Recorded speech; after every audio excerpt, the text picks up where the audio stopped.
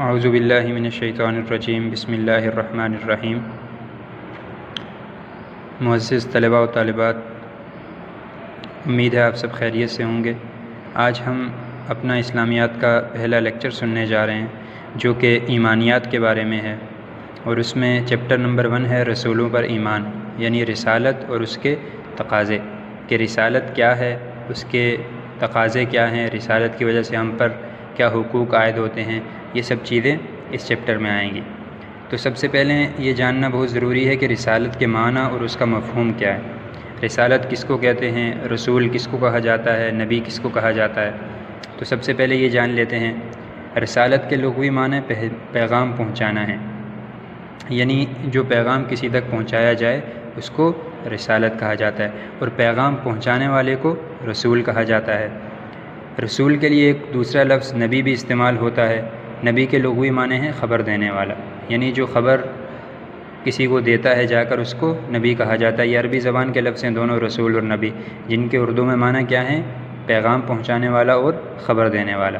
اصطلاحاً رسول اور نبی اس برگزیدہ بندے کو کہا جاتا ہے جس کو اللہ تعالیٰ اپنا پیغام دے کر انسانیت کی ہدایت کے لیے بھیجتا ہے۔ برگزیدہ کہتے ہیں نیک، یعنی اللہ تعالیٰ اپنے جن نیک بندوں کو لوگوں تک پیغام پہنچانے کے لیے چنتا ہے اور انہیں منتخب کرتا ہے، ان کو کیا کہا جاتا ہے، رسول اور نبی۔ اس کے بعد عقیدہ رسالت، یعنی رسالت کیا ہے، اس پر ہمیں کیا ایمان رکھنا چاہیے، کیا عقیدہ ہمارا ہونا چاہیے رسالت کے متعلق، وہ چیز اس میں بتائی جائے گی۔ ہم سب یہ جانتے ہیں کہ انسان کو پیدا کرنے کا واحد مقصد اللہ تعالیٰ کی عبادت ہے۔ قرآن مجید میں اللہ تعالیٰ ارشاد فرماتا ہے کہ وما خلقت الجن والانس الا لیعبدون، کہ ہم نے انسانوں اور جنوں کو پیدا نہیں کیا لیکن فقط اپنی عبادت کے لیے، یعنی انسانوں کو دنیا میں بھیجنے کا واحد مقصد اللہ تعالیٰ کی عبادت ہے۔ اب ہم وہ عبادت کیسے کریں گے، ہمیں عبادت کیسے کرنی چاہیے، اللہ تعالیٰ کے کون کون سے حکام ہیں، کون سے وقت میں کون سا حکام اللہ تعالیٰ کون سا حکم اللہ تعالیٰ کا ہماری طرف متوجہ ہوتا ہے، یہ چیزیں ہم اپنے ذہن سے طے نہیں کر سکتے، کیونکہ کسی انسان کے پاس اتنی عقل نہیں ہے کہ وہ یہ جان سکے کہ اللہ تعالیٰ نے فلاں وقت میں کیا حکم دیا۔ تو ان احکام کو بتانے کے لیے، ان چیزوں کو بتانے کے لیے، زندگی کو گزارنے کے طریقے بتانے کے لیے اللہ تعالیٰ نے اپنے کچھ نیک بندوں کو منتخب کیا، اور پھر اللہ تعالیٰ نے اپنے احکامات ان کو بتائے، تو انہوں نے پھر آگے سب انسانوں کو بتائے۔ قرآن مجید میں اللہ تعالیٰ کا ارشاد ہے کہ وَإِن مِّنْ أُمَّةٍ إِلَّا خَلَا فِيهَا نَذِيرٌ، کہ ہر قوم کی طرف ایک ڈرانے والا بھیجا گیا ہے۔ یہ ڈرانے والا کون ہے؟ یہ ڈرانے والا نبی ہوگا یا رسول ہوگا۔ ایک اور جگہ ارشاد باری تعالیٰ ہے وَلِكُلِّ أُمَّةٍ رَسُولٌ، کہ ہر قوم میں رسول آیا ہے۔ اعوذ باللہ من الشیطان الرجیم بسم اللہ الرحمن الرحیم۔ معزز طلباء و طالبات، امید ہے آپ سب خیریت سے ہوں گے۔ آج ہم اپنا اسلامیات کا پہلا لیکچر سننے جا رہے ہیں جو کہ ایمانیات کے بارے میں ہے، اور اس میں چیپٹر نمبر 1 ہے رسولوں پر ایمان، یعنی رسالت اور اس کے تقاضے، کہ رسالت کیا ہے، اس کے تقاضے کیا ہیں، رسالت کی وجہ سے ہم پر کیا حقوق عائد ہوتے ہیں، یہ سب چیزیں اس چیپٹر میں آئیں گی۔ تو سب سے پہلے یہ جاننا بہت ضروری ہے کہ رسالت کے معنی اور اس کا مفہوم کیا ہے۔ رسالت کس کو کہتے ہیں، رسول کس کو کہا جاتا ہے، نبی کس کو کہا جاتا ہے۔ تو سب سے پہلے یہ جان لیتے ہیں، رسالت کے لغوی معنی پیغام پہنچانا ہے، یعنی جو پیغام کسی تک پہنچایا جائے اس کو رسالت کہا جاتا ہے، اور پیغام پہنچانے والے کو رسول کہا جاتا ہے۔ رسول کے لیے ایک دوسرا لفظ نبی بھی استعمال ہوتا ہے۔ نبی کے لغوی معنی ہے خبر دینے والا، یعنی جو خبر کسی کو دیتا ہے جا کر اس کو نبی کہا جاتا ہے۔ یہ عربی زبان کے لفظ ہیں دونوں، رسول اور نبی، جن کے اردو میں معنی کیا ہیں، پیغام پہنچانے والا اور خبر دینے والا۔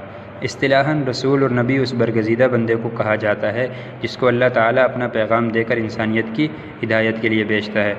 برگزیدہ کہتے ہیں نیک، یعنی اللہ تعالیٰ اپنے جن نیک بندوں کو لوگوں تک پیغام پہنچانے کے لیے چنتا ہے اور انہیں منتخب کرتا ہے، ان کو کیا کہا جاتا ہے، رسول اور نبی۔ اس کے بعد عقیدہ رسالت، یعنی رسالت کیا ہے، اس پر ہمیں کیا ایمان رکھنا چاہیے، کیا عقیدہ ہمارا ہونا چاہیے رسالت کے متعلق، وہ چیز اس میں بتائی جائے گی۔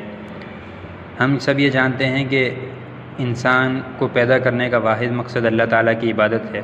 قرآن مجید میں اللہ تعالیٰ ارشاد فرماتا ہے کہ وما خلقت الجن والانس الا لیعبدون، کہ ہم نے انسانوں اور جنوں کو پیدا نہیں کیا لیکن فقط اپنی عبادت کے لیے، یعنی انسانوں کو دنیا میں بھیجنے کا واحد مقصد اللہ تعالیٰ کی عبادت ہے۔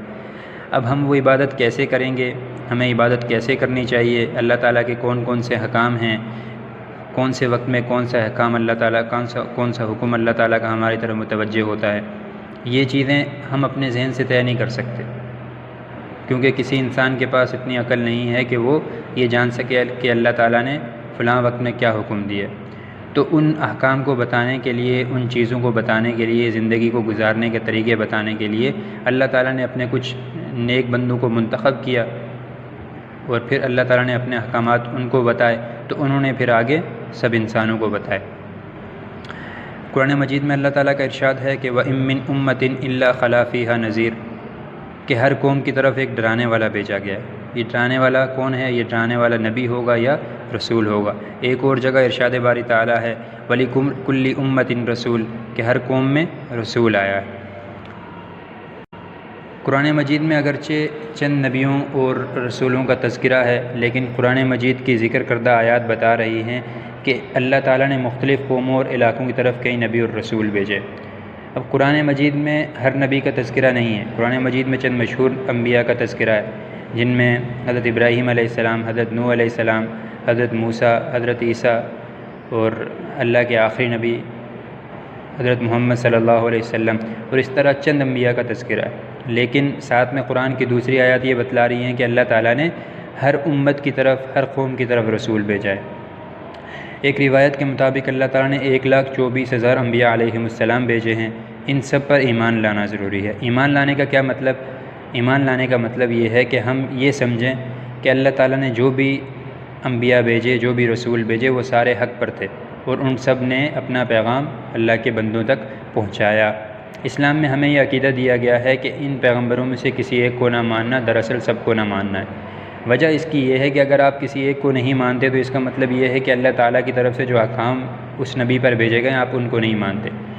اور تمام انبیاء میں ایک چیز مشترک تھی، ایک چیز ایک جیسی تھی سب انبیاء میں، کہ وہ اللہ تعالیٰ کی عبادت کا حکم دیتے تھے، اللہ تعالیٰ کو ایک ماننے کا کہا کرتے تھے۔ اس لیے مطلب جب آپ کسی ایک کو نہیں مانیں گے تو اس کا یہ مطلب ہو گیا کہ آپ تمام انبیاء کی تعلیمات کو جھٹلا رہے ہیں۔ سب سے پہلے حضرت آدم علیہ السلام کو اور سب سے آخر میں حضرت محمد صلی اللہ علیہ وسلم کو نبی بنا کر بھیجا گیا، اور آپ صلی اللہ علیہ وسلم پر رسالت و نبوت کا سلسلہ ہمیشہ کے لیے ختم کیا گیا، اس لیے کہ آپ صلی اللہ علیہ وسلم کو قیامت تک ساری دنیا کے لیے بھیجا گیا ہے۔ اسلامی تعلیمات میں اس کو عقیدہ ختم نبوت کہتے ہیں۔ اس عقیدے پر ایمان لانا ہر مسلمان کے لیے انتہائی ضروری ہے۔ اس عقیدے کو مانے بغیر کوئی مسلمان نہیں ہو سکتا۔ یہاں یہ چیز سمجھ لیں کہ عقیدہ ختم نبوت کیا ہے۔ ہمارا یہ ایمان ہے کہ آپ صلی اللہ علیہ وسلم اللہ تعالیٰ کے آخری نبی ہیں۔ آپ صلی اللہ علیہ وسلم کے بعد قیامت تک کوئی نبی نہیں آئے گا، کسی بھی طرح کا کوئی نبی قیامت تک نہیں آئے گا۔ آپ صلی اللہ علیہ وسلم پر اللہ تعالیٰ نے نبوت کا سلسلہ ختم کر دیا۔ چنانچہ اسی چیز کو کہ آپ صلی اللہ علیہ وسلم آخری نبی ہیں اور آپ کے بعد کوئی دوسرا نبی نہیں آئے گا، عقیدہ ختم نبوت کہا جاتا ہے۔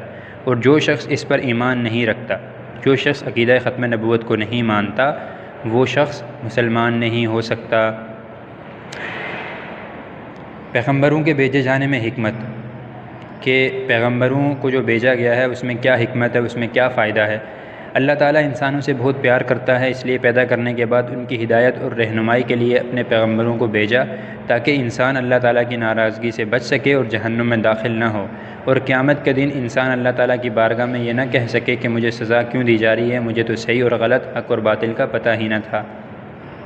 ایک چیز سمجھ لیں کہ جب کسی شخص کو کسی چیز کے بارے میں پتہ ہی نہیں ہو تو پھر اس کو اس پر سزا یا اس پر جزا نہیں دی جاتی، یعنی اس کا بدلہ اس کو نہیں دیا جا سکتا، کیونکہ یہ چیز عقل کے خلاف ہے کہ ایک شخص کوئی چیز جانتا ہی نہیں۔ مثال کے طور پر ایک طالب علم جس نے سبق پڑھا ہی نہیں اور استاد اس سے سبق سننا شروع کر دے تو یہ اس بچے کے ساتھ زیادتی ہے۔ اسی طرح انسانوں کو جب اللہ تعالیٰ کے بارے میں پتہ نہیں ہوگا تو وہ پھر قیامت کے دن یہ کہہ سکیں گے کہ اللہ تعالیٰ آپ نے تو ہمیں بتایا ہی نہیں تھا اپنے بارے میں۔ تو اس چیز کو، اس اعتراض کو دفع کرنے کے لیے، اس اعتراض کو دور کرنے کے لیے اللہ تعالیٰ نے انبیاء کو بھیجا، تاکہ کل قیامت کے دن جب اللہ تعالیٰ نیک اعمال کرنے والوں کو جنت اور برے اعمال کرنے والوں کو جہنم میں ڈالنے لگے تو اس وقت انسان یہ نہیں کہہ سکے کہ ہمیں تو پتہ ہی نہیں تھا۔ تو اس چیز کو دور کرنے کے لیے، اس اعتراض کو دور کرنے کے لیے اللہ تعالیٰ نے انبیاء کو بھیجا۔ اور دوسری بات، سب سے اہم بات یہ ہے کہ اللہ تعالیٰ انسان سے بہت زیادہ پیار کرتا ہے۔ اللہ تعالیٰ چاہتا ہے کہ ہر انسان نیک عمل کر کے جنت میں جانے والا بن جائے، تو اس لیے اللہ تعالیٰ نے انسانوں کی رہنمائی کے لیے، انہیں سیدھے راستے کی طرف چلانے کے لیے اپنے انبیاء کو بھیجا۔ اس کے بعد ہے رسالت کے تقاضے، کہ رسالت کی وجہ سے ہم پر کیا کیا حقوق عائد ہوتے ہیں، وہ سب اس میں بتائے جائیں گے۔ رسولوں پر ایمان لانے کے فوراً بعد ہم پر ان کے جو حقوق عائد ہوتے ہیں وہ حسب ذیل ہیں۔ ہم نے رسولوں پر ایمان تو لے کے آ گئے، ہم نے مان لیا کہ رسول اللہ تعالیٰ کی طرف سے بھیجے جاتے ہیں، ان کے جو احکام ہیں وہ اللہ تعالیٰ کے احکام ہیں، لیکن ہم نے رسولوں پر جب ایمان لایا تو اس کے بعد ہم پر کیا حقوق عائد ہوتے ہیں، ہمیں کیا کرنا چاہیے۔ تو سب سے پہلے ہے محبت رسول۔ اللہ تعالیٰ کی کسی بھی پیغمبر پر ایمان لانے کا سب سے پہلا تقاضا یہ ہے کہ دنیا میں سب سے زیادہ محبت اسی سے کی جائے، کیونکہ وہ وہی ذات ہے جس نے انسان کو زندگی کا کامل شعور بخشا اور حقیقی کامیابی کا راستہ بتایا۔ جب آپ کسی نبی پر ایمان لاتے ہیں تو یہ تقاضا بھی ہے، یہ حق بھی آپ پر عائد ہوتا ہے کہ آپ سب سے زیادہ اسی سے محبت کریں، کیونکہ انسان کو جنم تو اس کے ماں باپ دیتے ہیں، لیکن اس کو جو حقیقی زندگی ملتی ہے، حقیقی شعور ملتا ہے، تعلیم ملتی ہے، زندگی گزارنے کا طریقہ ملتا ہے، وہ کس نے بتایا؟ وہ انبیاء علیہم السلام نے بتایا۔ تو اس لیے جس سے اسے سب کچھ ملا اس سے محبت کرنا بھی چاہیے اس کو۔ تو انسان کے اوپر یہ تقاضا عائد ہوتا ہے، یہ حق عائد ہوتا ہے کہ وہ انبیاء علیہم السلام سے محبت کرے۔ حضور صلی اللہ علیہ وسلم نے فرمایا کہ تم میں سے کوئی بھی تب تک کامل مؤمن نہیں ہو سکتا جب تک وہ مجھ سے اپنے باپ، اپنی اولاد اور سارے انسانوں سے زیادہ محبت نہ کرے۔ دوسری وجہ یہ ہے کہ جب آپ کو کسی سے محبت ہوتی ہے تو آپ اس کو کاپی کرنے کی کوشش کرتے ہیں، اس کے نقش قدم پر چلنے کی کوشش کرتے ہیں۔ تو رسول اللہ صلی اللہ علیہ وسلم سے سچی محبت ہوگی تو ان کے نقش قدم پر چلنا آسان ہوگا، ورنہ مشکل ہوگا۔ دوسرا ہے تعظیم و توقیر۔ تعظیم کا مطلب ہوتا ہے بڑا جاننا، اور توقیر کا مطلب ہوتا ہے عزت کرنا۔ رسول پر ایمان لانے کا دوسرا تقاضا یہ ہے کہ ان کا دل کے ساتھ ادب و احترام کیا جائے، یعنی آپ کسی رسول پر جب ایمان لائے ہیں تو اس کا تقاضا یہ ہے کہ ان کا مکمل احترام بھی کیا جائے۔ قرآن مجید میں ارشاد ہے لِتُؤْمِنُوا بِاللَّهِ وَرَسُولِهِ وَتُعَزِّرُوهُ وَتُوَقِّرُوهُ، تاکہ تم لوگ اللہ پر اور اس کے پیغمبر پر ایمان لاؤ اور اس کی مدد کرو اور اس کی تعظیم کرو۔ تو انبیاء علیہم السلام پر ایمان لانے کا ایک تقاضا یہ بھی ہے کہ ان کی عزت کی جائے، ان کا احترام کیا جائے اور ان کی بات مانی جائے۔ سورہ حجرات کی روشنی میں یہ بات ثابت ہوتی ہے کہ رسول اللہ صلی اللہ علیہ وسلم کی گستاخی سے انسان کے نیک اعمال غارت ہو جاتے ہیں اور اللہ تعالیٰ ناراض ہو جاتے ہیں۔ غارت کا مطلب ہوتا ہے غرق ہو جانا، تباہ ہو جانا، یعنی اگر کوئی شخص ساری زندگی نیک اعمال کرتا رہے لیکن وہ رسول اللہ صلی اللہ علیہ وسلم کی گستاخی کر لے ایک دفعہ، تو اس کے جتنے بھی نیک اعمال ہیں وہ سارے کے سارے ختم ہو جائیں گے، تباہ ہو جائیں گے، ان کا کوئی فائدہ نہیں ہوگا۔ کسی بھی پیغمبر کی شان میں نازیبہ الفاظ بولنا، لکھنا یا ان کی کوئی تصویر بنانا ان کے ادب و احترام کے منافی ہے۔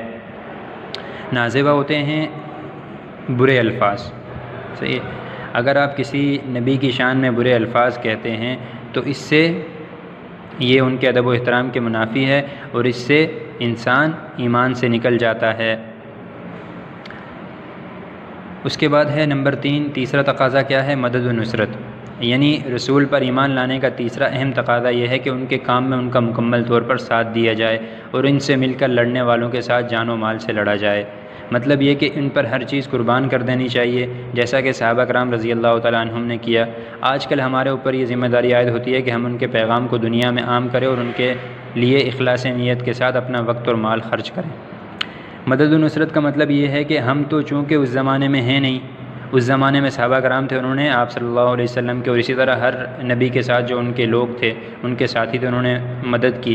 ہمارے اوپر جو مدد کا حق عائد ہوتا ہے وہ ہم اس طرح مدد کر سکتے ہیں کہ ہم رسول اللہ صلی اللہ علیہ وسلم کی تعلیمات پر خود بھی عمل کریں اور دوسروں کو بھی اس کا بتائیں۔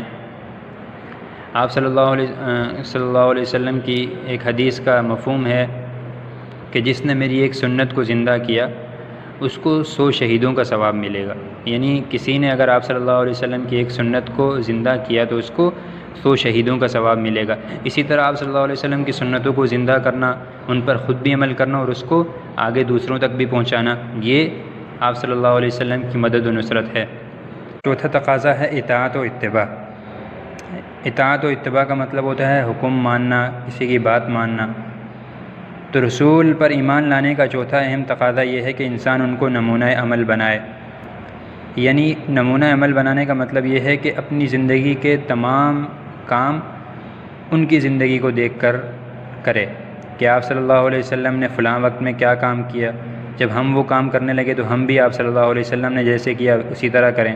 آپ صلی اللہ علیہ وسلم نے گھریلو زندگی کیسے گزاری، آپ صلی اللہ علیہ وسلم اپنے رشتہ داروں کے ساتھ کیسا عمل کرتے تھے، کیسا سلوک کرتے تھے، ہم بھی انہی کی طرح کرنے کی کوشش کریں۔ اللہ تعالیٰ کا ارشاد ہے وما ارسلنا من رسول الا لیطاع باذن اللہ، اور ہم نے جو پیغمبر بھیجا ہے اس لیے بھیجا ہے کہ اللہ کے فرمان کے مطابق اس کا حکم مانا جائے۔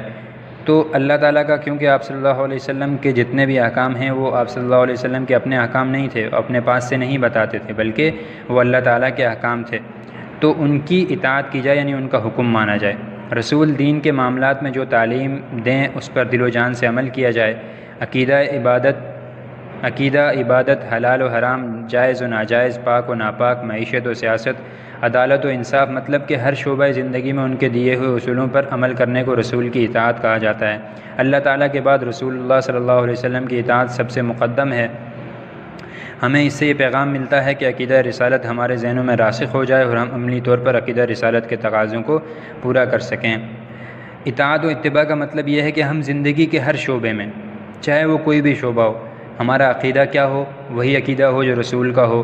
ہم عبادت کیسے کریں، جس طرح کہ رسول اللہ صلی اللہ علیہ وسلم عبادت کیا کرتے تھے ویسے کریں۔ حلال و حرام، یعنی آپ صلی اللہ علیہ وسلم نے جن چیزوں کو حلال کہہ دیا ہم ان کو حلال سمجھیں، جن چیزوں سے منع کر کے ان کو حرام کہہ دیا ان کو حرام سمجھیں۔ جائز و ناجائز، جو چیزیں آپ صلی اللہ علیہ وسلم نے جائز بتلا دی ان کو جائز سمجھیں، اور جن چیزوں کو ناجائز کہا ان کو ناجائز سمجھیں۔ ایسے ہی پاک و ناپاک، آپ صلی اللہ علیہ وسلم نے پاکی اور ناپاکی کے جو معیارات طے کر دیے، جس چیز کو پاک کہہ دیا وہ پاک ہے، جس چیز کو ناپاک کہہ دیا وہ ناپاک ہے۔ معیشت و سیاست، یعنی ہم اپنی روزمرہ کی زندگی میں جو ہم کماتے ہیں، جو ہم کام کرتے ہیں، اس میں بھی آپ صلی اللہ علیہ وسلم کے طریقوں پر عمل کریں۔ سیاست یعنی جو ہماری ایک اجتماعی زندگی ہوتی ہے، جو ہماری ایک قومی زندگی ہے، اس میں بھی آپ صلی اللہ علیہ وسلم کے احکامات پر عمل کریں۔ عدالت و انصاف، مطلب یہ کہ ہر شعبہ زندگی میں جو بھی کام ہم کر رہے ہیں، زندگی کی پوری زندگی آپ صلی اللہ علیہ وسلم نے گزار کے دکھا دی ہے ہمیں۔ آپ صلی اللہ علیہ وسلم نے پوری زندگی کا طریقہ ہمیں بتلا دیا ہے۔ صحابہ کرام نے آپ صلی اللہ علیہ وسلم کی ساری زندگی کو محفوظ کر کے لکھ کر ہم تک حدیث کی صورت میں پہنچا دیا ہے۔ اب یہ ہمارے اوپر یہ حق عائد ہوتا ہے کہ ہم آپ صلی اللہ علیہ وسلم کی پوری زندگی کو نمونہ عمل بنائیں اور آپ صلی اللہ علیہ وسلم کی زندگی کے مطابق اپنی زندگی گزارنے کی کوشش کریں۔ اور ایک پیغام یہ ملتا ہے ہمیں اس پورے سبق سے کہ عقیدہ رسالت، کہ رسالت کا کیا عقیدہ ہونا چاہیے رسالت کے بارے میں ہمارا، اور ہمیں اس کے تقاضے کیسے پورے کرنے چاہیے یہ بھی ہمیں معلوم ہونا چاہیے۔ تو عقیدہ رسالت کیا ہے کہ ہمارا ایمان یہ ہو کہ ہم تمام انبیاء پر ایمان لاتے ہیں، جو بھی انبیاء اللہ تعالیٰ کی طرف سے بھیجے گئے ہم ان سب پر ایمان لاتے ہیں، اور ہم اس چیز پر ایمان رکھتے ہیں کہ آپ صلی اللہ علیہ وسلم سب سے آخری نبی ہیں، آپ صلی اللہ علیہ وسلم کے بعد قیامت تک کوئی نبی نہیں آئے گا، اور یہ عقیدہ ختم نبوت کہلاتا ہے۔ سبق کا خلاصہ کیا ہے کہ اللہ تعالیٰ کو انسانوں سے بہت محبت ہے، اس نے انسانوں کو پیدا کر کے چھوڑ نہیں دیا، بلکہ ان کی رہنمائی کے لیے انبیاء کرام علیہم السلام کو بھیجا تاکہ وہ اس کی رضا حاصل کر سکیں۔ رضا کہتے ہیں خوشنودی، خوشی، اور اس کے احکام کے مطابق زندگی گزار سکیں۔ اللہ تعالیٰ نے ہر قوم کی طرف نبی اور رسول بھیجے، دنیا میں کوئی قوم ایسی نہیں گزری جس کی طرف نبی یا رسول نہ بھیجا گیا ہو۔ جتنی بھی اقوام حضرت آدم علیہ السلام سے لے کر ابھی تک آئی ہیں، ان سب کی طرف اللہ تعالیٰ نے کوئی نہ کوئی نبی یا رسول ضرور بھیجا، جو آ کر اس وقت کے لوگوں کو دین کی دعوت دیتا تھا، اللہ تعالیٰ کی طرف بلاتا تھا، اللہ تعالیٰ کی توحید کی دعوت دیتا تھا۔ سب سے آخر میں آپ صلی اللہ علیہ وسلم ہمارے پیارے نبی حضرت محمد مصطفیٰ احمد مجتبیٰ صلی اللہ علیہ وسلم آئے، اور ہمارا یہ عقیدہ ہے، یہ ایمان ہے کہ آپ صلی اللہ علیہ وسلم آخری نبی ہیں، آپ کے بعد کوئی نبی نہیں آئے گا، اور اس عقیدے کو عقیدہ ختم نبوت کہا جاتا ہے۔ یہاں پر آپ کا سبق مکمل ہوا، اور اس سبق کی مشق جو ہے سوالات اور معروضی سوالات، خالی جگہیں، وہ اسائنمنٹ کی صورت میں تیار ہے۔ آپ سب وہ آ کر اسکول سے حاصل کریں اور جلد از جلد اپنا کام مکمل کر اسے چیک کروائیں۔ اللہ تعالیٰ آپ کا حامی و ناصر ہو۔ السلام علیکم۔